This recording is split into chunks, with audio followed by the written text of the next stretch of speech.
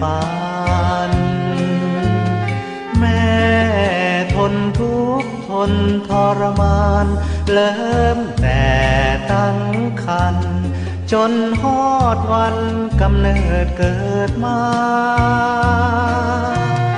แม่เพียรเลี้ยงดูตุ้มตอมถนอมกล่อมเคียงลูกดังแก้วตาแม่ปกป้องกันภัยนานาแม้แต่ชีวา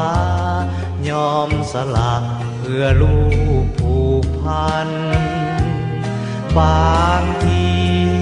แม่หลงหายดาวาดังด้วยเจตนาหวังใจตั้งก่อสร้างทั้งนั้นอยากให้ได้ดีเป็นสีแก่เผ่าพงพันธุ์เสริมส่งให้ทุกสิ่งอันหวังให้ลูกนั้นได้ดีแม่บอกเคยเครียดสั่งสุมลูกขอแต่ลูกก้าวหน้าทวีแม่สุดแสนชื่นสมยินดีขอจงทำดี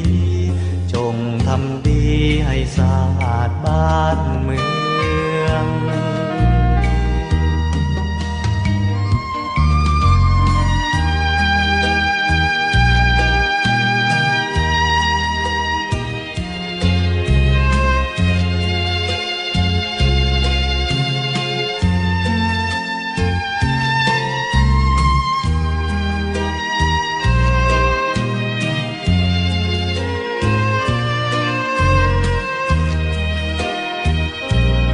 บางทีแม่หลงหายดาวาดังด้วยเจตนาหวังใจตั้งก่อสร้างทั้งนั้นอยากให้ได้ดีเป็นสีแก่เผ่าพงพันธุ์เสริมส่งให้ทุกสิ่งอันหวังให้ลูกนั้นได้ดีบอกเคยเครียดสั่งสุมลู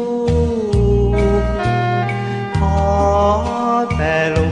กก้าวหน้าทวีแม่สุดแสนชื่นสมยินดีขอจงทำดีจงทำดีให้สะอาดบ้าน